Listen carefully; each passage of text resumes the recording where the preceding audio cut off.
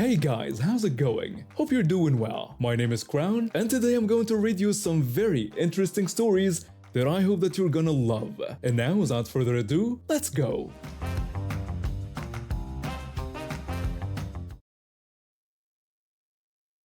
I'm a college student working on my engineering degree. Between classes, studying, and my job at a cafe, I don't get much free time. When I had a day off that matched my girlfriend's schedule, we went to this big department store downtown. My girlfriend and I have been together for 2 years. She studies biology and wants to become a researcher. We met during freshman orientation. She's smart, funny, and level-headed, which helped during what happened. We got to the store at 12 noon.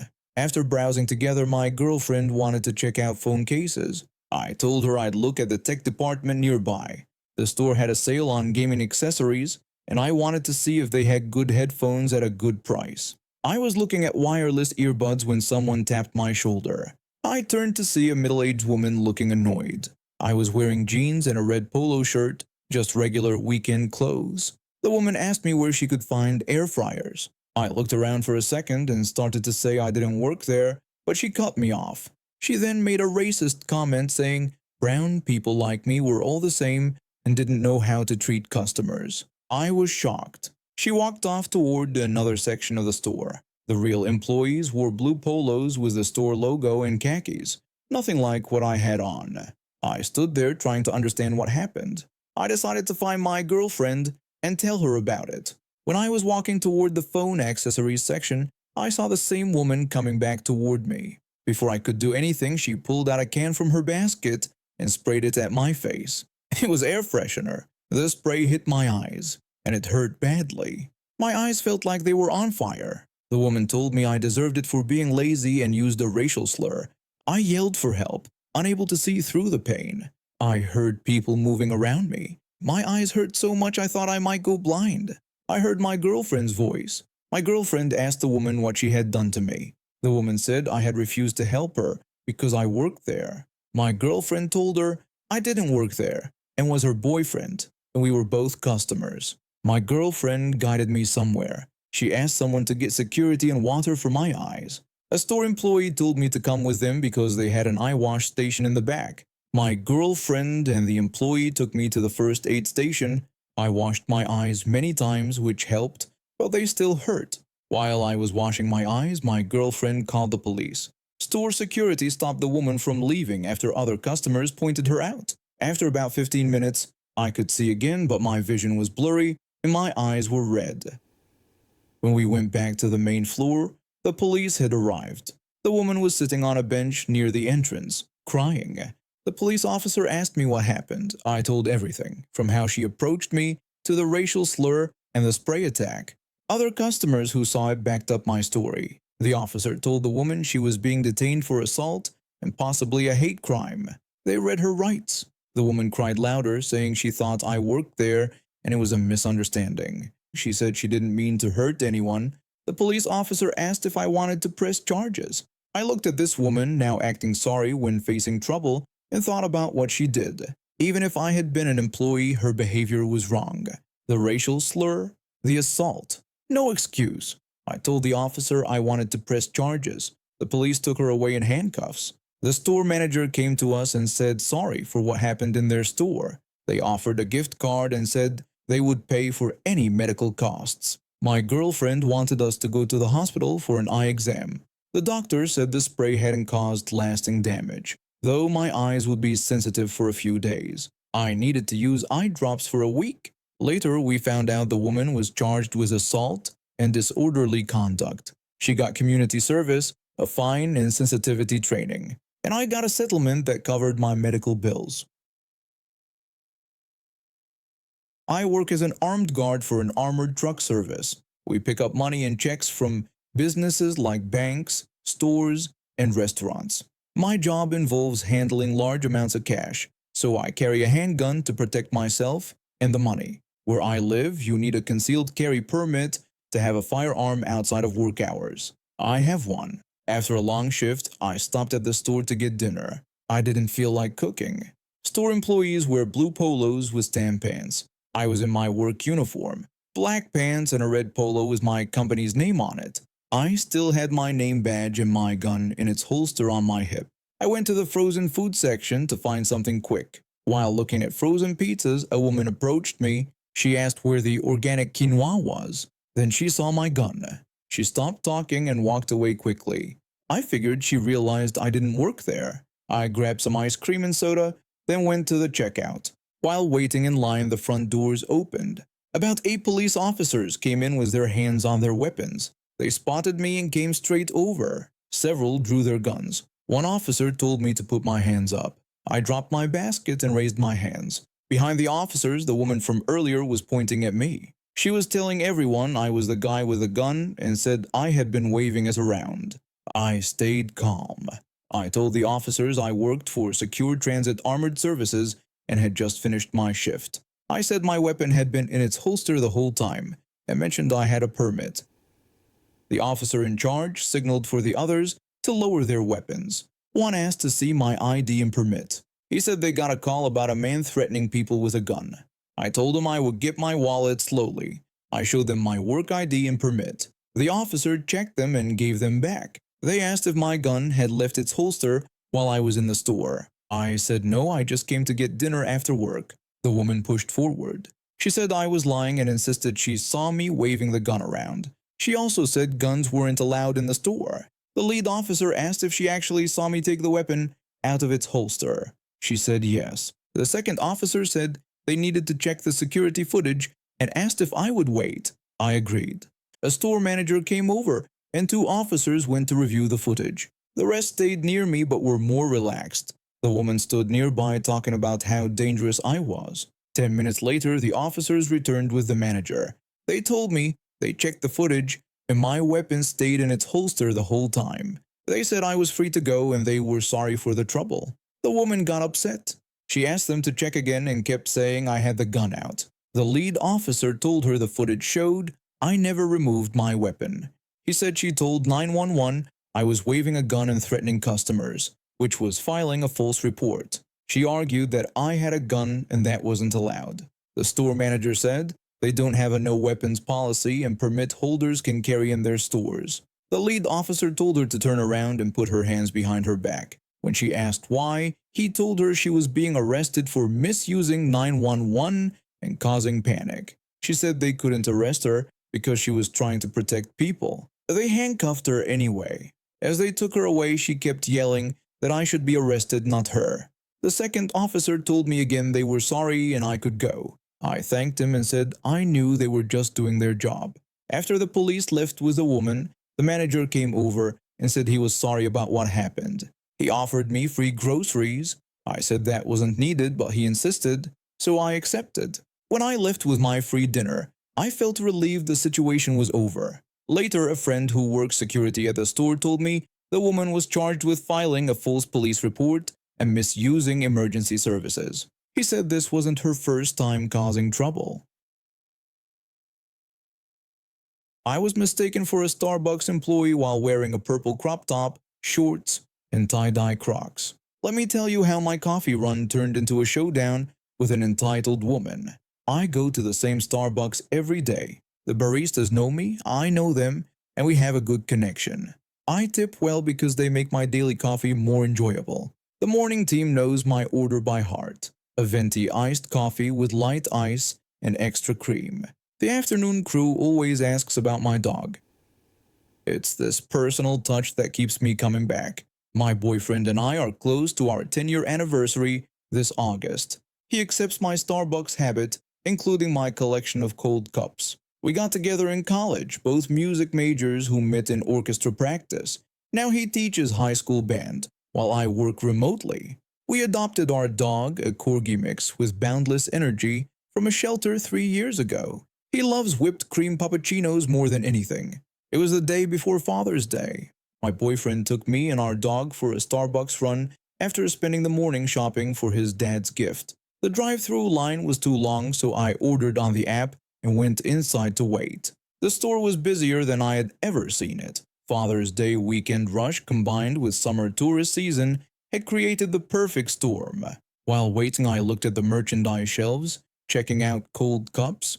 I was planning to buy a new summer-themed one as a small treat for myself. I was clearly a customer. Purple crop top, shorts, tie-dye Crocs, purse on my shoulder, sunglasses on my head. Nothing like an employee. My dog waited patiently by my side, sitting on his haunches and watching the baristas move with fascination. The store was packed. 3 baristas rushed around making drinks. The line for ordering stretched to the door, and the mobile order pickup area was crowded with people checking their phones. I noticed someone walk toward the registers but didn't pay much attention.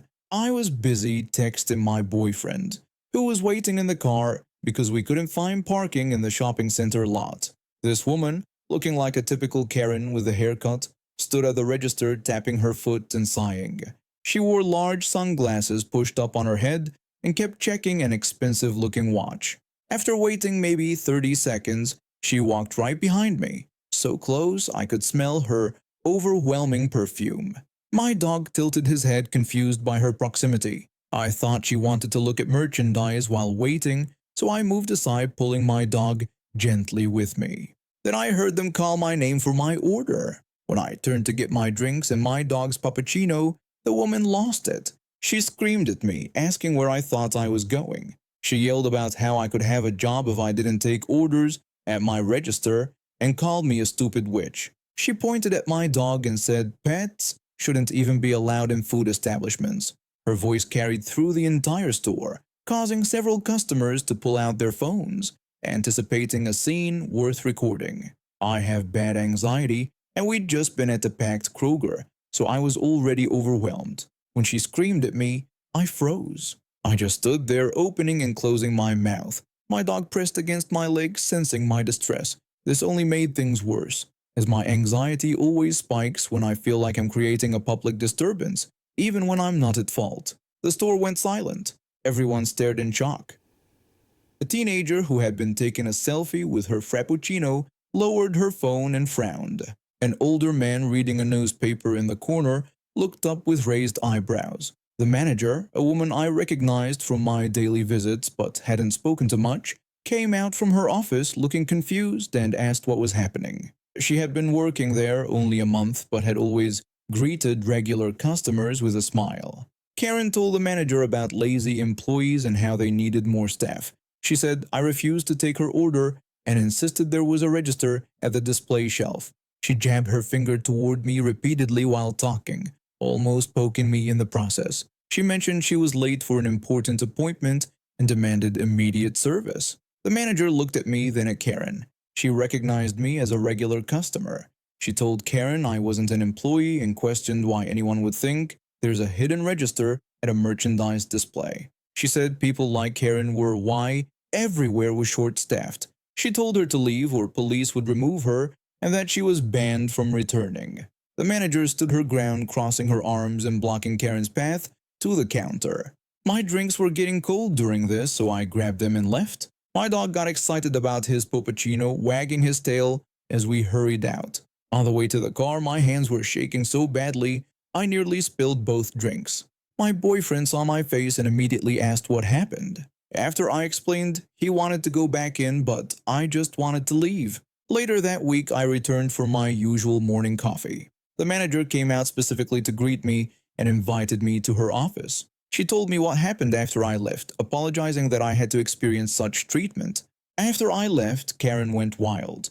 She yelled about reverse racism and reached over the counter, destroying cups and lids. She shouted that she was being discriminated against for being white. She knocked over a display of bagged coffee beans, sending them scattering across the floor. 2 customers who had been quietly enjoying their drinks got up and left, leaving half-full cups behind.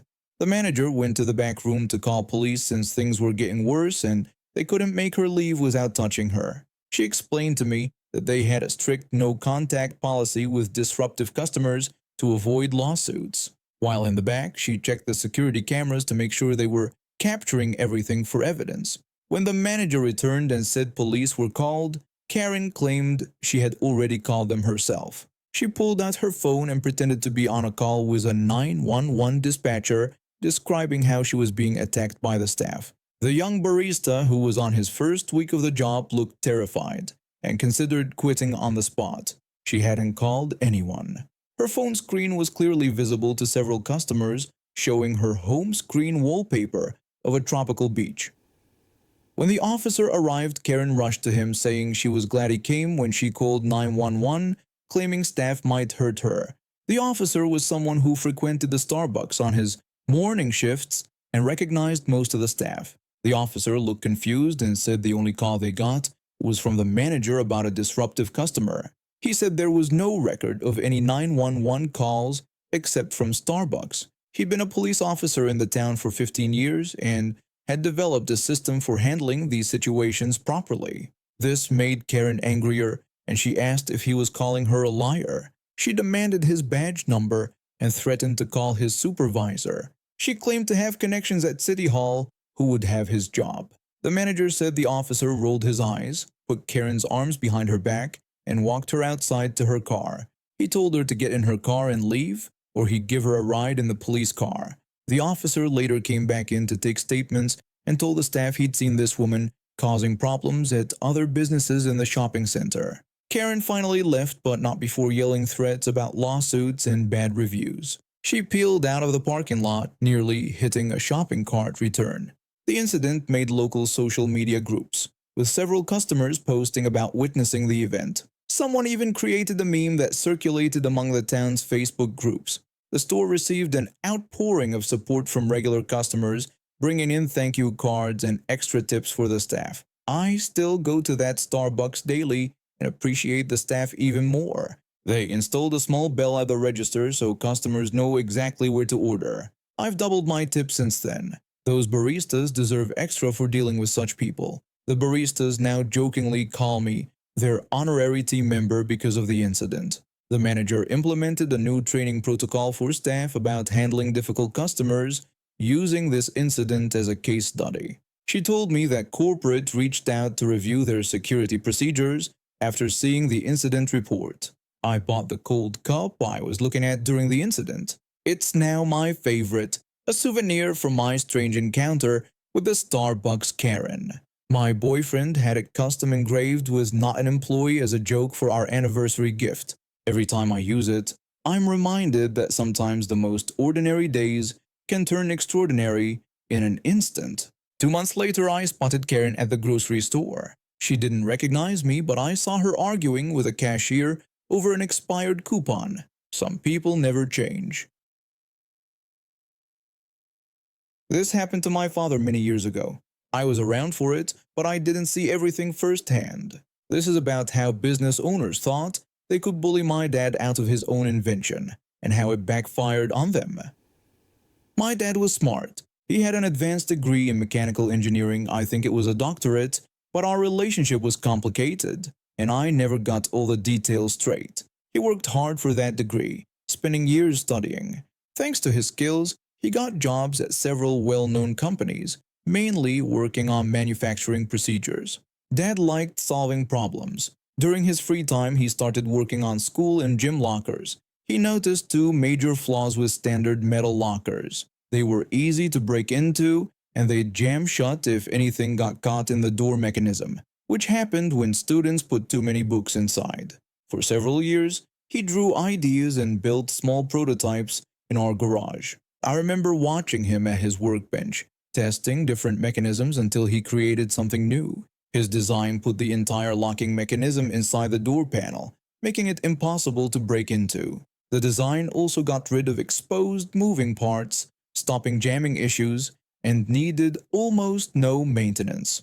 At this point, Dad was vice president of manufacturing at his company. Nothing in his contract said he had to give personal inventions to the company, but he still went to them first, offering his locker design.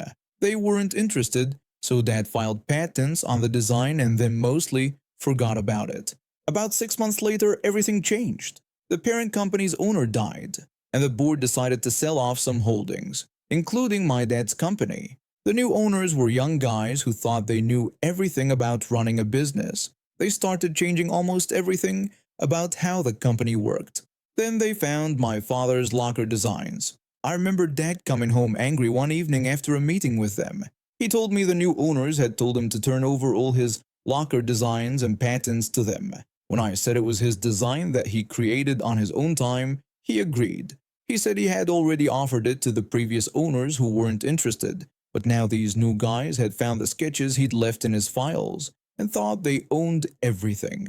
The next few weeks were tense. Dad would come home more upset each day. He told me about being called into another meeting where they said they would fire him if he didn't sign over the patents by the end of the week. When I asked if they could legally do that, he said no, but they thought their money made them untouchable. Instead of asking him how the design worked or trying to license the patents, they kept telling him to hand everything over. The arguments went on for several weeks until finally they fired him for not following orders. I was there the day he cleared out his office, packing his things into boxes and loading them into his car trunk. He didn't seem upset, he seemed determined. When we got home, Dad went to his office and started making phone calls.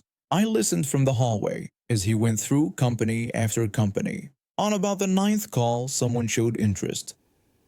I heard him describing his locker design that fixed all the problems with current models. He mentioned that he held all the patents and said he would show them a prototype and talk about licensing options. Within days, he had set up a meeting with one of his former company's biggest competitors. He took the prototype from our garage and spent hours getting ready for his presentation. When he returned from the meeting, he was smiling wider than I'd seen in years. He told me they had loved his design. They wanted to buy all the patents for the design and manufacturing process, and they were also paying him to teach their production team how to make everything. When I asked about his old company and whether they would be angry, he said he was counting on it. Less than 6 months later, the competitor was taking over the market with a new locker design. My father's former company couldn't do anything about it. They tried suing him for stealing their intellectual property, but the case fell apart when they had to admit they'd never signed any contract giving them rights to his personal inventions. The competitor's business grew for the next 7 years while they had exclusive rights to the patent. They expanded into markets they'd never been able to enter before. Meanwhile, my father's former company struggled more each year. By the time the patent limits ended, they were barely surviving. The new guys who fired my dad eventually had to sell the company at a big loss, and who bought it? The competitor who had my dad's locker design. They shut down the entire production facility, putting around 200 people out of work. I asked my dad once if he felt bad about all those people losing their jobs. He said the workers were never the problem. He said the owners who thought they could bully him into giving away his life's work were the ones who caused this. They had every opportunity to work with him fairly. We didn't end up wealthy from this. Any money Dad made from his invention was later used for medical bills after an accident left him disabled. Our relationship stayed complicated until shortly before his death in 2007. I was mad at him for many years because of his career focus and our constant moving. We relocated about 10 times in 20 years, which affected me growing up. But I learned something from watching how he handled those business owners. Just because someone has money and power doesn't mean they can take what isn't theirs. Those young owners thought their money made them untouchable. They thought they could bully an older engineer into giving up. Instead, they lost everything because they didn't treat people with respect or do business honestly. My father may not have been perfect, but he knew his worth, and he made sure those people learned that. And now we have reached the end of today's stories. Thank you for watching, and see you next time.